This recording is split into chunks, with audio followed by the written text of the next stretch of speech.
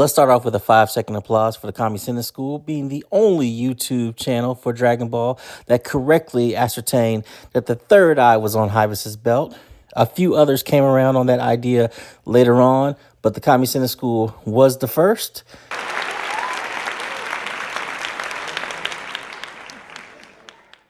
Now let's get into the breakdown. The episode begins with a gang under fire from the entire demon army. Some people seem to have issue with the idea of weapons hurting the Dragon team. Honestly, I think it's a silly complaint considering, for one, we've seen weapons hurt them before.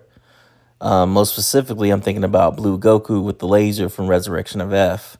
But again, I know people don't like that either. But more importantly, these aren't regular weapons from Earth. These are demon weapons. And demons are typically more powerful than humans, and we have no idea how powerful these items are. So, to complain that the character should be able to blitz all the soldiers and nothing should hurt them is silly to me because the narrative is showing that these weapons do hurt them. So why are you upset with the idea that these weapons designed for the demons and creatures in the demon realm hurt them? Anyway, everyone is doing their best to dodge before the group lands and regroups. Goku and the gang dodge blasts while returning fire. Goku ends up getting hit with a blast that shocks him, and it makes it very hard for him to move and to get up. When he finally does get up, he gets really pissed, and Goku flies up, destroying one of the ships while more arrive. Vegeta gets pissed at their weaponry and begins firing blasts to destroy the ships and the soldiers. He is then hit with a blast that shocks him, knocking him back to the ground. Goku flies over to the injured Vegeta and provides him with a revive bug. Goku comments that their kid bodies are also part of the problem with making this battle more difficult for them. Gomah is pleased that his weaponry seems to be working on them. Gomah then notices Hyvis and is shocked to discover that he has the third eye on his belt. The fight continues with the gang making progress, destroying the ships and making the soldiers retreat. Once everything is clear, Glorio suggests that they head towards Gomah's palace, as that's the location of the Tamagami. As they head that way, soldiers detect their presence and sound the alarm for more troops. It's here that we get some more Demon Realm lore about the history of the Third Eye. The eye was passed down from Demon King to Demon King, with Abura being the last to hold its power. We find out that Dabura is actually responsible for his father losing the eye, as it being lost was due to him hiring someone to steal it. After stealing the item, that demon is killed and the eye is lost before Hyvis finds it in the woods. Gomah demands that Degisu find the eye and get it for him by any means. Our heroes land before getting attacked by a large number of soldiers. As they are hiding, Goku asks Neva if there's anything he can do about these soldiers. Neva responds that he's just an old man only there to help them with their wish. Hyvis is separated from the group, and a cute demon girl comes up to him and compliments him on his belt. She offers him a kiss if he gives it to her, but he calls that idea stupid and says he wants her hat. It seems this could be Degisu in disguise based on his interaction with Gomah, as well as a line earlier in the series about Glens being able to essentially choose their gender. The girl gives over the hat and Hyvis hands over the third eye. While hiding from the army, the gang determines their plan of attack.